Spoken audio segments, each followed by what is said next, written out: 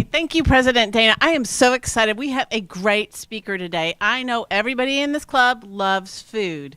We're all connected to food, and it's something essential for life.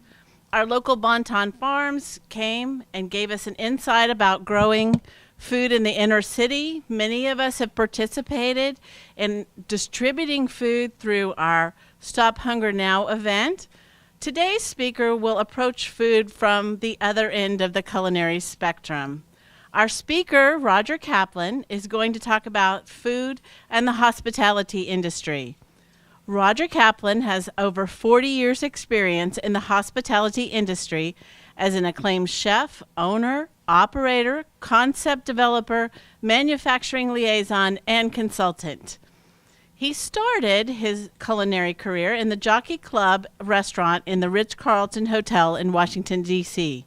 Chef Kaplan then came to the Conservatory and Beau Nash at the Crescent Hotel in Dallas. He won a national acclaim award as the chef owner of the City Grill restaurant and corporate chef of the Peasants Restaurant and Mixed Group in Atlanta. And from there, he became vice president of operations for Ruth's Chris Steakhouse worldwide. Roger has taken the lead in concept evolution, menu engineering, and maximizing profitability. Roger's background in operations, culinary, manufacturing affords him a global perspective that encapsulates the total restaurant dining experience. Now, there's a lot of accomplishments, so I've picked just a few so he can get started. He's been a featured chef at the James Beard Award in New York City. He's been featured on TV programs such as Great Chefs, Great Cities.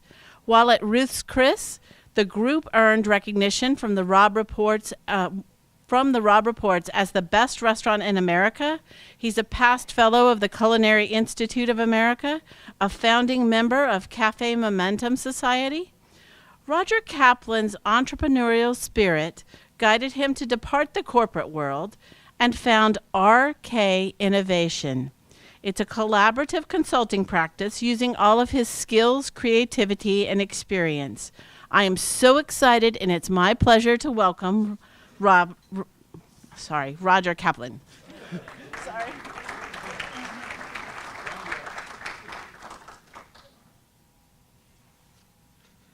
Thank you so much. Can you guys hear me okay? All right. Well, I appreciate that warm welcome, and I think you've pretty much covered everything. I can sit down now. First of all, thank you to all of you for allowing me to be here. What the Rotarians do in the community and have done throughout this country, I have many friends that have been Rotarians, and we really appreciate all that you do, and it's an honor for me to be here. I'll try not to look out the windows. The view up here is always spectacular. So thanks for that welcome. As you can see, my background is pretty diverse. It shows that I have an extreme case of ADD. And for me to stand still in one spot is pretty good, but I'd make you seasick if I keep walking around while I talk. So we'll try to get through this. So yes, something you should know, everyone in this room has been affected by my brand one way or another, whether you realize it or not. You have either purchased my food from a retailer or grocery, you have eaten my food or drank in an establishment that somehow RK Innovations might have impacted or an idea has impacted. A couple other things like giving back is important. I'm a member of the National Restaurant Association Educational Foundation, past chair of the Texas Restaurant Association Education Foundation, and members of on the advisory board for El Centro and Medical City. Giving back is important to me, but my company started 16 years ago. It really started with a phone call. RK Innovations, I had left Ruth Chris Steakhouse. I was living in Colorado. I had spent 5.5 years on an airplane, and I thought, I really like to be home with my kids and ski. So I thought I'd be a ski bum for a couple months or more and figure out what to do. That didn't last more than about 2 weeks. I was called by my first client, which was Einstein's Bagels. And they said, we hear you're not working. I tried the ski bum routine, it didn't work. And they proceeded to ask me to do a 3-day event, which I thought would be the extent of it. Create 70 items of an ideation, make 40, and show 30. And these are all items that could be crossed a discipline of 500 to 1,000 restaurants. And I thought, well, okay, I'll just do it to help you out, and I'll be skiing by Friday. And that was a Tuesday, Wednesday, Thursday. Friday, Boston Market called me up and said, you're not skiing Monday either. I'll see you in the office. And that was 16 years ago. I haven't cold called anybody since. The mission of my business, it was pretty simple. 16 years ago, I decided I'll ensure that my clients are successful, and anybody I encounter on that path, I'll ensure they can be successful so my client is successful. And so far, that's worked out pretty well. I really didn't think that I would be a consultant or have a consulting business, but that's what happened. So some major events that really helped me become a consultant or be able to feel like I have a knowledge to share all these things, a lot of them were touched on. I graduated at CIA in 1981. I started in the late 70s. Back then, chefs were screaming, overweight, and drunkards, is what people thought a chef was. Until you watched Hell's Kitchen, we did a pretty good job of changing that image. I don't know what to tell you about that. I was on food TV when it started. I won't go on it now. But so on that course of path, one of the other highlights was great. You know, I went to work at the Jockey Club. I was in there 6 weeks. I was cooking for President Reagan at a very high level. I then left there to go open the old Ebbitt Grill. And if you've ever been to Washington, D.C., the old Ebbitt Grill is 1 block away from the White House. It is the largest volume single restaurant in the United States. It does over $29 million in sales a year. I started when we pre-opened the restaurant as the exec, being second in command. They fired the chef on the first day, and at 27 years old, I was teaching 50 inner city kids how to make pasta, ice cream, everything from scratch, and change the menu twice a day. Very rewarding job. I then left to come here to Dallas, Hotel Crescent Court, with Rosewood, and worked for Caroline Hunt. Unbelievable experience. And then I was asked to go to Atlanta, and I opened up City Grill as a part owner of I created a 5-star restaurant. As business people, you'll enjoy the fact that I walked in, it was losing $30,000 a month, and I had negotiated a deal to own half of it. Sounded smart or naive, I'm not sure which one, but it turned out really well. 3 months, we stopped the bleeding with the team we put together. We created Southern food in Atlanta. Seems kind of strange to me that in 1993, there was no fine dining Southern restaurants. They were all like Pity Pat's Porch or the Colonnade. And here this kid from Jersey comes in and starts teaching everybody how to cook grits. And that's why now, when you eat grits on a fine dining restaurant, guess what? That's me, believe it or not. So I did that, and I became corporate chef for 50 other restaurants while I was still cooking on the line of my restaurant. And 40 of them were casual dining throughout the coast, East Coast, and 10 were fine dining. They bought the company. It was sold out by the parent company, which was Quantum Group, which had Morton's and another group. I knew the guy was going to destroy it in a year, and I was trying to think of something else to do. So I went to work for Boston Market. I got there 3 clicks before the roller coaster went over the hill.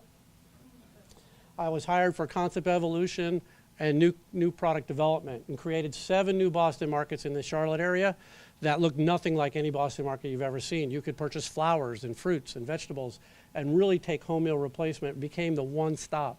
7-Eleven has actually just created something near here that's pretty close to what we were doing, and this was over 25 years ago. So I then rode the roller coaster downhill till my department of 27 went to 3 and got a call to go work for Ruth Fertel at Ruth Chris Steakhouse. One of the most amazing business people and woman I've ever worked for. Her picture and mine sits on my desk every day to remind me of the culture that she created. And then in 2003, I started my company. So my clients are at a very, very high level of retail and grocery: Sargento Cheese, Heinz, and Campbell's. Other clients that you would recognize: Fridays International, Wendy's, Einstein's Bagels we talked about, Bar Louie. Here in Dallas or regionally, my clients are Abacus Jaspers Group, Fish City and Half Shells.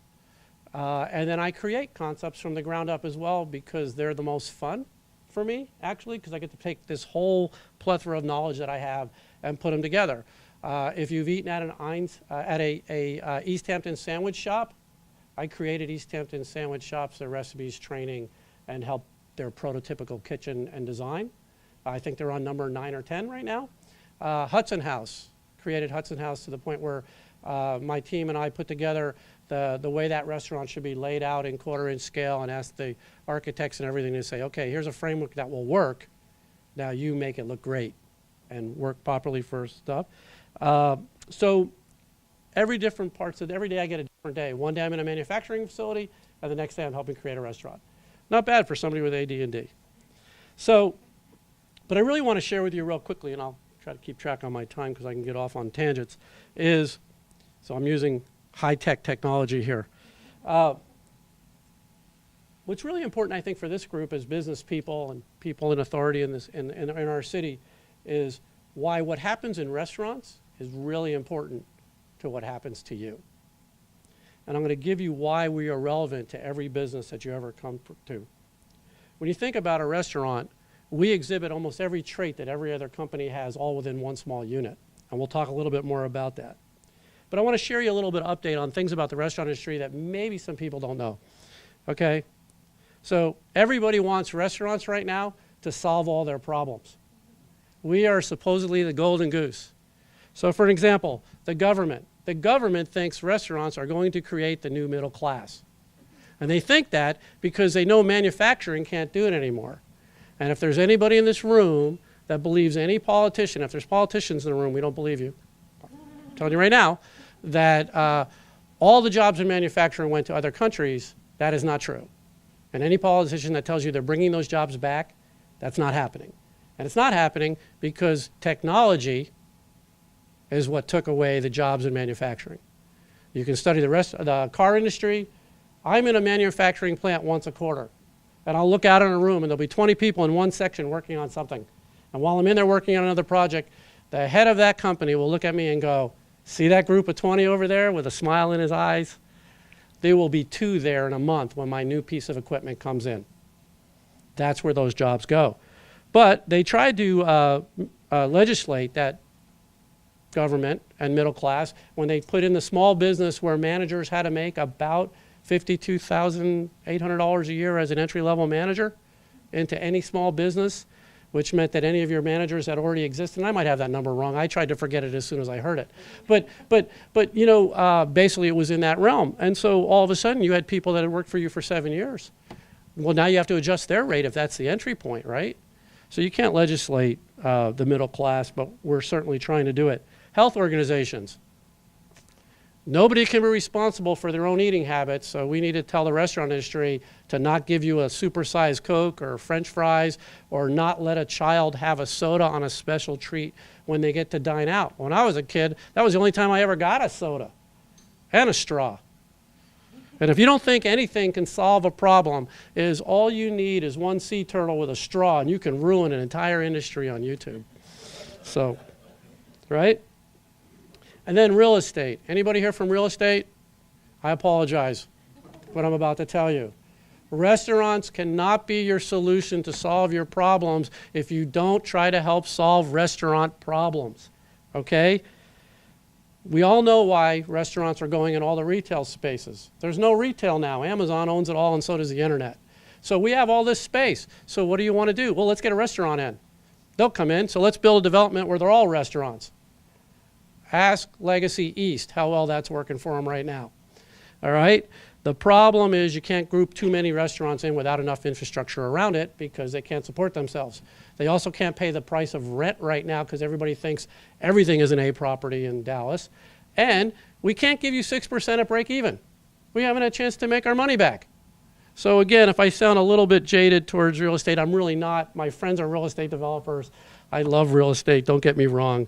But I just telling you, in the next 5 years, that whole model and the size of spaces available has to change. I have ideas. Okay, so why is all this important to you? Restaurants are the canary in the coal mine. You can watch any city with a restaurant. If your restaurants are closing, your city's in big trouble, and it's too late by the time that happens. What do restaurants provide? We provide the health of neighborhoods, towns, and cities. We go in and change. We are the motivator of urban development and rural development. We will go into a small town and put an inn, a restaurant, and a bar, and the next thing you know, the real estate around it all goes up. And people start to put small businesses in, and that town grows. In a city, we go into an area, and we take over areas that are on the edge or the peripheral of areas that used to be successful, and 80 years later, they are not, and now they're successful again. Don't believe me? Bishop Arts, right? Who would have saw that 50 years ago, 60 years ago, all right? So we're a very important part, and we're an employment engine. 60 to 70% of people in work in any occupation spent some time with us. And we taught them basic work skills that are more important to every business. How to speak in public, financial, all sorts of aspects, and we do a lot in training.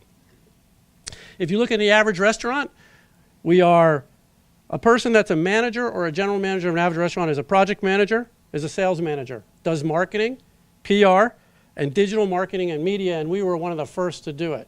We're saying take pictures and focus, especially when I look at that picture. I better shave. I look a lot younger. You know, pictures are important. We right now want to tell everybody we've seen the latest thing. I was in here. I snapped a picture that I'm going to be here for my Instagram and everything with the honor that it is. We're taking pictures of our food. People think it takes longer to eat now. It's because they're too busy taking pictures before they ever place their order. And then they can't understand why the waiter wasn't around anymore. So they did a whole study on this. It's really funny, that video. So we do all this stuff. And one of the other things we do HR, we do manufacturing, education, IT, and advocacy. A lot of advocacy, okay? Everybody is trying to legislate every business these days, and the restaurant industry is no different. A common misconception about restaurants, I want to share something. When I was younger, we would walk into a restaurant because it was a big treat, and my dad would see how busy it was, and they would nod the adults would nod at each other when a child and go, "It's a cash business, and look how busy they are," which I believe was a wink to the IRS that they weren't paying somehow. But my dad can't get mad at me. He's not here now, so whatever. But I will tell you, it's not a cash business. Most businesses are not a cash business. I just finished a project called Enjoyment up in Richardson. It's kiosks with food made from scratch and no cash whatsoever. And when you take cash out of a business, what an amazing thing happens. The manager of that restaurant that has no cash now has only three things to do. Write a schedule, which is hard right now with labor, get some supply chain food and products in, and pay attention to their guest, because cash causes so much problems. It's not funny and everything. So we're not a cash business anymore. 75 to 80% of any quick service restaurant is a credit card or Venmo or Apple Pay or anything else. And by the way, when you're fundraising, Venmo, it's a good way to get everybody to pay their dues. I'm on a lot of boards. It works great. It's fast, right from your phone. Okay.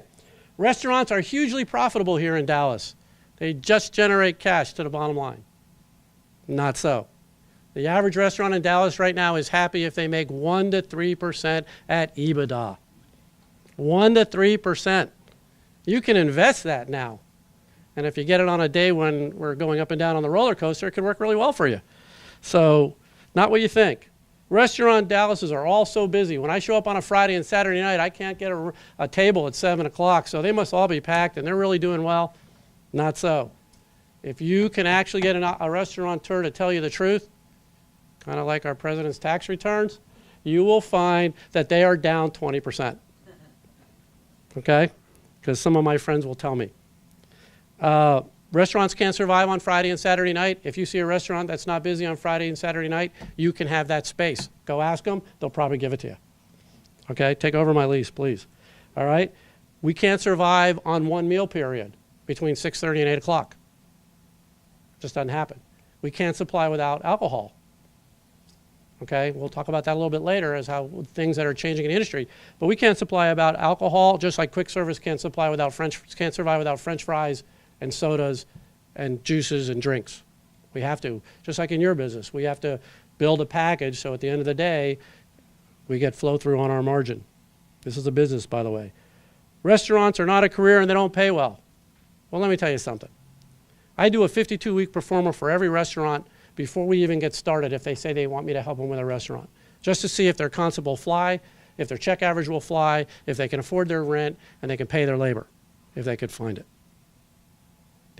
The mean rate for restaurant employees in a restaurant is $14.50 to $15 in Dallas right now. That's the mean. So if you think people are paying $2.11 and we're not paying anybody, that's a wrong misconception of what's happening. Managers, they all make between $50,000 and $60,000 in Dallas if we can get them. General manager, $80,000 to over $100,000 for a single unit manager. So it can be a good career. Menu dollars are high right now. The restaurant industry is taking advantage of us. Not true. For the last 10 to 11 years, since the housing crunch, restaurants have subsidized menu food. And now why you see these prices going up is because of supply chain. It's because of all the other influence, but mostly it's because they can't afford to exist anymore if they don't do it when you only have 1% to 3% at EBITDA. You just got to do something or you close. I mean, this is our nature of our business. So that sounds all doom and gloom for the industry. It really isn't. The restaurant industry has survived every time we come up with doom and gloom. Well, let me tell you why. People like us. People like to eat and drink. They like to go out. If anytime they do any kind of survey on the restaurants, it's pretty favorable. There's a couple things that stand out, but it's pretty favorable. As I said, it's a career, and that's one of the things our industry is facing, just like your industry may be facing. How do you attract labor? And to understand it's a career. One of the things about the restaurant industry is, like my parents, I'll give you a true story. I graduated from culinary school. I'm running City Grill. I'm a celebrity chef. I showed up in the center column of the Wall Street Journal for the second time, and my parents were happy to share what I did with their friends finally, because I was in the newspaper and it wasn't the Metro section. Okay? It's starting to change. You know, I work on a program with ProStart that's in 260 high schools, and parents are starting to understand what happens when students get into our industry and how much money they can make. You know, I'll give you an idea. There's a well-known quick service restaurant chain here in Texas, very popular, almost cult-like. Won't say who they are. And you can come out of high school, especially if you've gone through one of our ProStart programs where we give you a basic serve safe and a food handler's card and everything else when you come out and understand a little bit about the basic business. And at 18 years old, you can go in there as an assistant. If you apply yourself within 6 years, you can go from assistant to manager to store manager to area manager. And by the time you're 24, you can be making over $100,000 a year in a multi-unit job. Restaurateurs constantly take people from the age of 18 and 25 and hand them a $2 million, $3 million business. How many other businesses do that? We do it all the time. We also have no glass ceiling. We do not care. We are the most diverse business there is. We don't care if you're married to a chair. If you can excel within the means, we will give you everything it possibly takes for you to be successful within your own means to run a company. Okay? I'll stand here in front of you. I do not have a 4-year degree, and I ran Ruth Chris Steakhouse at the time when it was a $235 million company. Okay? I have an associate's degree. I have almost a college degree in marine biology and environmental science until I realized it was more fun to cook fish than to put them in a jar. And I wanted a job. And there was money there. So what are some of the threats? We talked about labor. Labor is affecting all of you. What the restaurant industry does, though, is we embrace things faster than any of you will. Our turnover rate is faster than yours. Not proud of it, but it's true. People look at us as this is not my real gig, right? They sit there and say, okay, well, how do I keep these people? There are people that have been in this industry for 30 years as a bartender, and they're like, yeah, well, when I get my real job, you know, we'll see. But we use high tech. We've made everything mobile now. A lot of companies now will turn around and you will interview on your phone with a live interview, and AI components will watch your actions and modes and decide whether you're a good fit for the company or not. And one of the companies here in town that uses it, basically since they started this program, have not lost one manager that they've hired. But we have an environment now that's very different. I would imagine in all of your businesses, you've never had a point where you've interviewed a management candidate, hired the management candidate, set up a date for orientation, and have the management candidate sign an agreement letter and then not show up at all and ghost you. and maybe not call you or find out about it. This is a real thing now. And so we go out of our way to find these things faster. Some of the other things that are affecting real estate and everything else in the restaurant industry, by the end of this year, so January 2020, 50% of all meals in a restaurant will be takeout or delivery. 50%. And it's supposed to go higher. So think about that. If you're in real estate, I don't need as many seats. Because if I have empty seats, I've got to cover them. I have to have staff. I can't find staff anyway. So in a way, some of these things are helping us as they're hurting us.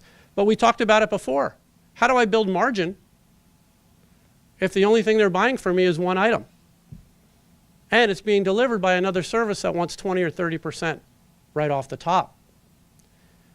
And the most devastating part of it, they own the data, they own the brand until somebody gets sick.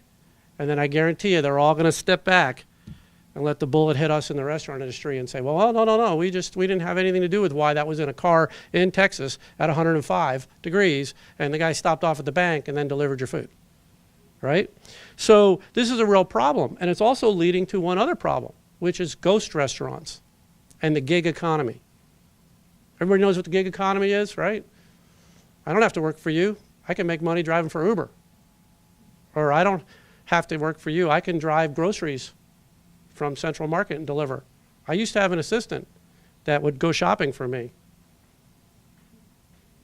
I use Sprouts now. Not Sprouts, Instacart. They go shopping for me anywhere I want, just about, for some things. So this economy exists, and if you think it's not going to affect your business, there's a startup that is working with tractor-trailer freight drivers right now to work just like Uber, where you will say, I need a shipment to go from LA to Dallas, and you'll tell them where it is and what it is, and it'll pop up on their thing like Uber, and they'll go pick it up and deliver it. And they won't work for anybody. So these things are going to affect everybody. We just see it first. Again, we're the canary. Ghost restaurants are where someone builds a restaurant in your community. It has no physical space like a restaurant, but exists online. It's virtual. You see happy people drinking and eating this food. The food that's on their menu, guess what? Was the data they gleaned from the restaurants that they were delivering. So chicken parmesan was real popular. Great, that's on their menu. Your burger with beer, cheese, and bacon, that's on the menu. And so they're going to directly compete against you on the money that the restaurants decided to supply. So we see a new technology that comes out of anything in the industry where there's a gig society for people delivering food now that deliver it as if they're your brand, even though they're just getting called up on their phone. So we've talked about government. We won't talk about them anymore. And then the other thing that affects our industry, and it will affect you guys in your communities, is alternative competitors, not normally seen in the restaurant space. So for example, it is 30 years ago. I am driving to Austin down 35, and it's taking me the same amount of time, even with higher speeds, because you can't get to Austin quickly. And I pull off at a gas station, and I order a fried fish sandwich from that gas station and eat it 30 years ago. And you're thinking, wow, he may not make it to Austin, and his business trip is probably over, right? Not so. I drive down to Austin, and if it's lunchtime, I'm going to give a shout out to Buc-ee's. I'll pull into Buc-ee's, and I'll get gas, and I'll turn around, and I'll order a fish sandwich made with Icelandic cod that's higher quality than most casual dining restaurants that you may go eat at. And it's made with homemade coleslaw, a fresh baked bun, and good pickles. And it will cost me almost $9, which is restaurant pricing. And I'm going to a gas station for that. And that's happening all over. You go to Quick Trip for your breakfast pizza, you get your gas, and you get your coffee. Right? Maybe you don't get breakfast pizza, but it's there. They're pretty smart. Not a bad call, breakfast pizza. I wish I had put it in there for them. Anyway, the other is grocery stores. You've been to Central Market, you've been to Whole Foods. Whole Foods, you go drink beer, buy a growler, eat your meal. Well, there's a company called Wegmans on the East Coast. Wegmans is opening a restaurant that has, a grocery store that has 7 restaurants in it with dining and seating. 7, based on a fast casual platform. So these things are all affecting the industry. And when they affect the industry, they affect the restaurant you'd like in your neighborhood, or the restaurant that will help build the economy or the jobs. It's not all gloom and doom. It's actually really good. So in summary, I'll close up so I make my time here. In the next 5 years, you are going to see major, major changes in the restaurant industry. The landscape will change dramatically. Casual dining restaurants, a lot of them will only exist overseas, much like Swenson's, Trader Vic's. You can go to Taiwan and you're in there and there's a Swenson and a Trader Vic's in the same building, believe it or not. Okay, I used to like Swenson's. But the bottom line is, these casual dinings can't compete anymore. Ask your children or your grandchildren if that's where they want to eat. They're not going. And they're doing the same stuff over and over again, putting it on a sizzling platter or adding cheese on top of it or doing whatever it is, and trying to exist on 2 for $20. It's not going to be good for them, okay? Quick service, service-oriented, kiosks, things that involve less labor. Automated restaurants exist now. There's a pizza place where you call in the order, and up until about 4 months ago, there was one person employed because they had one ingredient they couldn't get a machine to do, and the machine now does it. Okay? So your pizza's never been touched by anybody until it gets delivered. That's the job. There is a restaurant in Boston where they show everybody how it gets made in the wok and goes into a bowl, and there's one person that puts it together. And most people's response to it is it's kind of creepy. But what you're going to find is people are going to be designing those in the back where you don't see them, and you're only going to see the one person. You won't know any better. So once again, these jobs will start to get automated as well. There's machines that flip burgers, cook them to the exact temperature, food safe. You know, robotics are a big deal now. So the landscape in the next 5 years, totally going to change. How we eat, how we dine, it's going to be a good ride. I look forward to seeing you all in the restaurants. Thanks so much.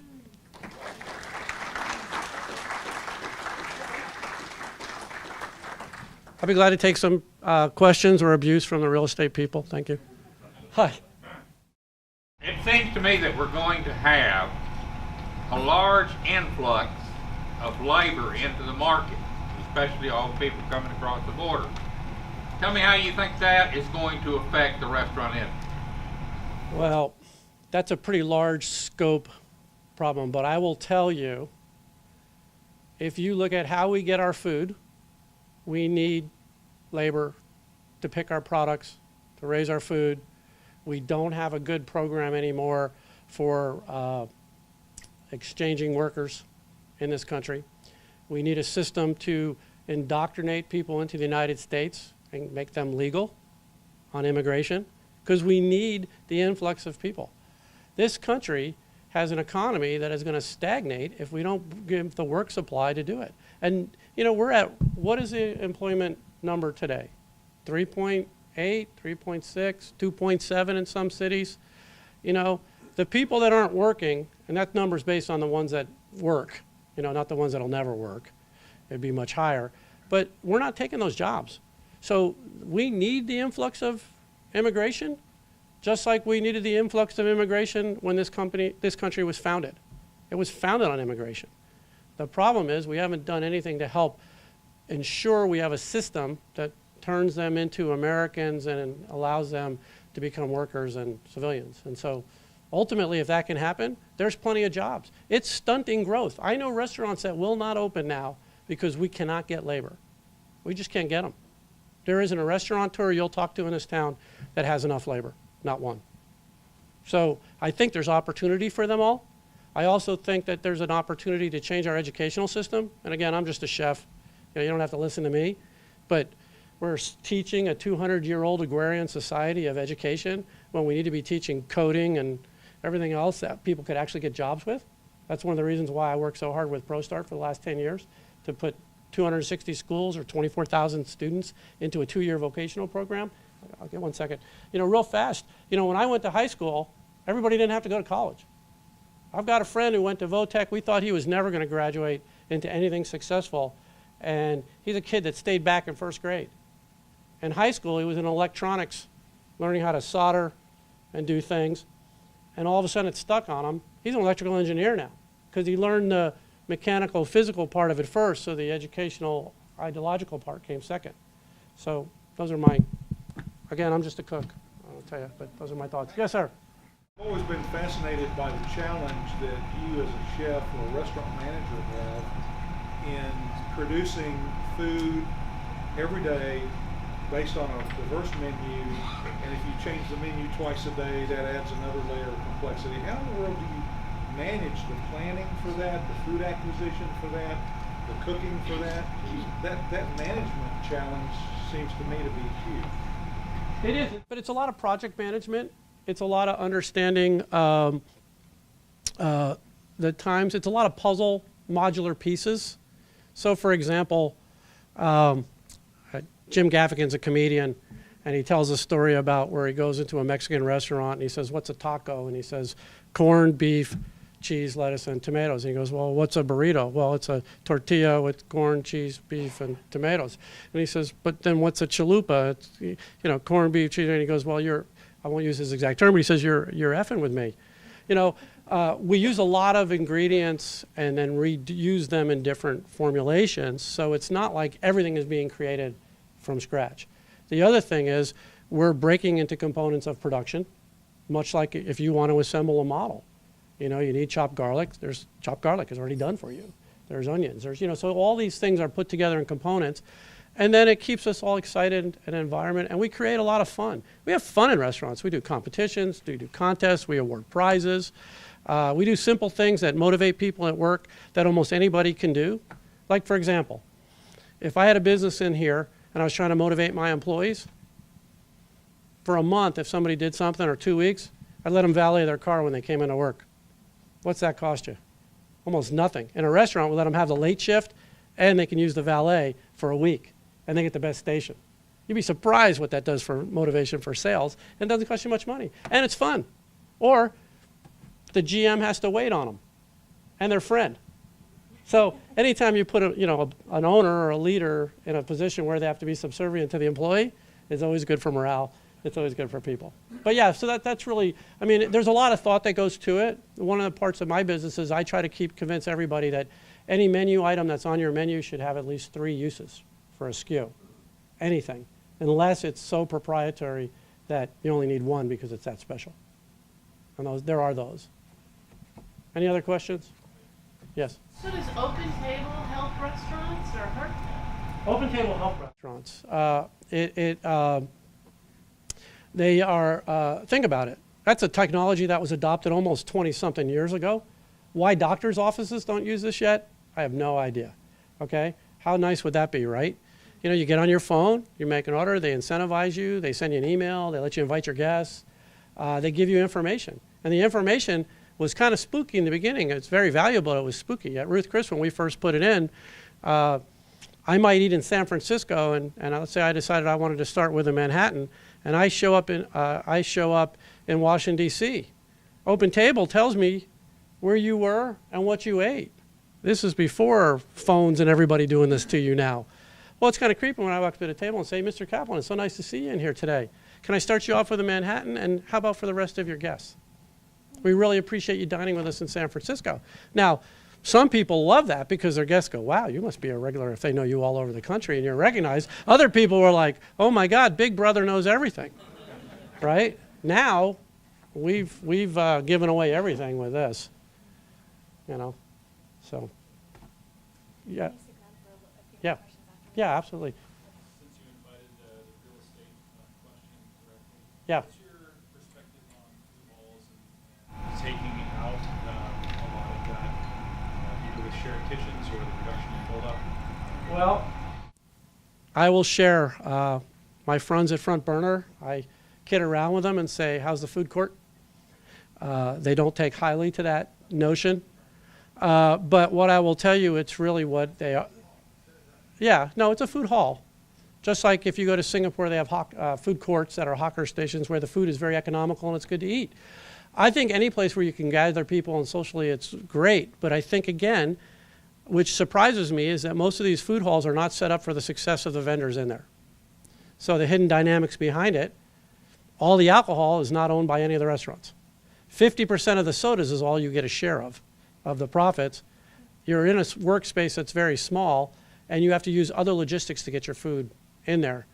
And if you walk in at 2 o'clock in the afternoon, there's nobody in there, and then you get yourself crushed Friday, Saturday, and Sunday. I think you're going to see a growth of food halls, and some of them go down. And I think the downfall of our current food hall design is they don't follow Reading Station in Philadelphia would be the model. You go in, or in Cincinnati they have one too. You go in, you can buy stuff from the butcher shop. There's a fish purveyor. It becomes this interactive, totally food market, restaurant, entertainment, alcoholic diversion. And I think that's where they're going to have to evolve to. They're already having delays on some of them, and some of them are already starting to close and be revamped. So, but it's a good idea. I mean, who doesn't like a lot of choices to do it? There was one way in the back, and then I know I have to get off. I'm sorry. Yes, sir.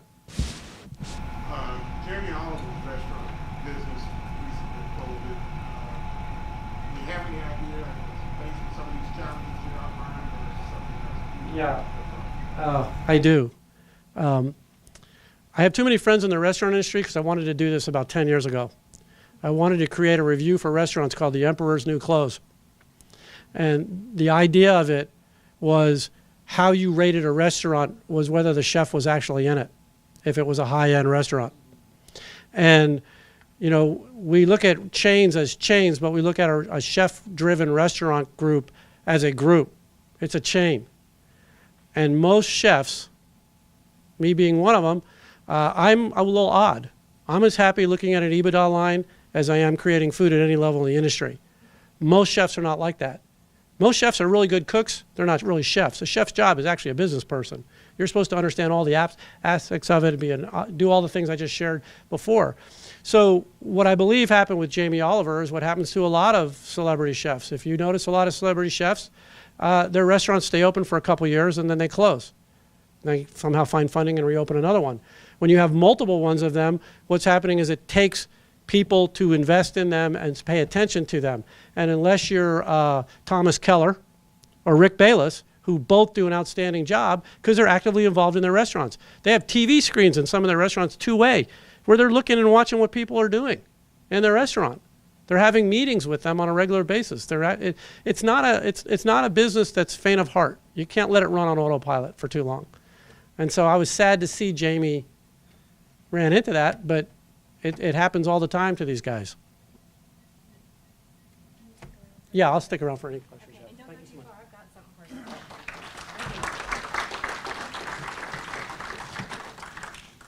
Thank you so much. I enjoyed this presentation because, like you mentioned, almost everybody in the room probably has some experience with restaurants, and I myself do, and I felt that it's very important as a business owner to have those experiences. Like you said, it's just really important skills. Having said that, we appreciate your presentation so much today. This is a gift. It's our Rotary Centennial History book. And on the inside cover there, we have invited all of our attendees today to sign that in thanking you for your presentation today. So it's a personalized gift for you. Thank you so much. I really appreciate it. Thank you. And we've run just a few minutes over, you guys, but Roger said he'll stick around if y'all have additional questions. I know he'd be happy to hear from you. We do have a board meeting immediately following the meeting, so about 1:15, Board of Directors, please meet us in the back there. And we do also welcome any of our Rotary Club of Dallas members to join us. If you're interested in hearing about the inner workings of our club, feel free to come and join us. So we'll see y'all in a few minutes. As most of you know, when a month has a fifth Wednesday, we take that opportunity to skip our lunch meeting and instead have an evening social. We've mentioned that a couple of times today. So next Wednesday, don't show up at lunch because you'll be by yourself and we'll be sad. But instead, we will meet at the White Rock Boat Club at 5:30. And for the bargain price of $15, you get onto the boat dock where we'll have food catered by Mexicali, some adult beverages, and I'm sure a cigar or two will pop up as well. The evening's theme is all about meeting our new members and getting to know them. So come on out, enjoy a great program, or great company, festive food, the gorgeous view of the sunset over the lake. We're just going to have tons of fun with it, so we hope you'll come. June the 5th is the next time we meet for lunch. That's the following week. We are having our mayoral candidates, Scott Griggs and Eric Johnson. Both will be with us to discuss their plans for the city of Dallas, and the conversation will be moderated by WFAA's Teresa Woodard. We're expecting a high attendance, so RSVPs are required. In order to ensure that all of you have a seat, Club Runner is currently only allowing Rotary Club of Dallas members to RSVP, but since last week, only 10 more people RSVP'd. So as far as we know, only 15 members of our club are showing up next week, or the 5th of June, rather. And so we are opening the RSVPs to other Rotary clubs and guests on Friday of this week. So if you want to be guaranteed a seat, please do RSVP. If you need help with Club Runner, talk with Hillary, whether it's your username or password or downloading the app or whatever. Once you've seen it, it's really easy to use it, and it's a great resource for all of our members. So please do go out and see Hillary. It'll take you less than 5 minutes to get acclimated. You'll be squared away, and you'll be glad you did. So if you have any questions that you want to submit to our candidates, we're asking you to submit those online via Club Runner. So this is a great opportunity to have the candidates answer your specific questions. And Teresa is going to be sorting through those and using the questions from this audience for that discussion. Like I said, on Friday of this week, registration will be made available to other clubs, so don't let the time get away from you. If you want to attend that mayoral panel, go ahead and RSVP online.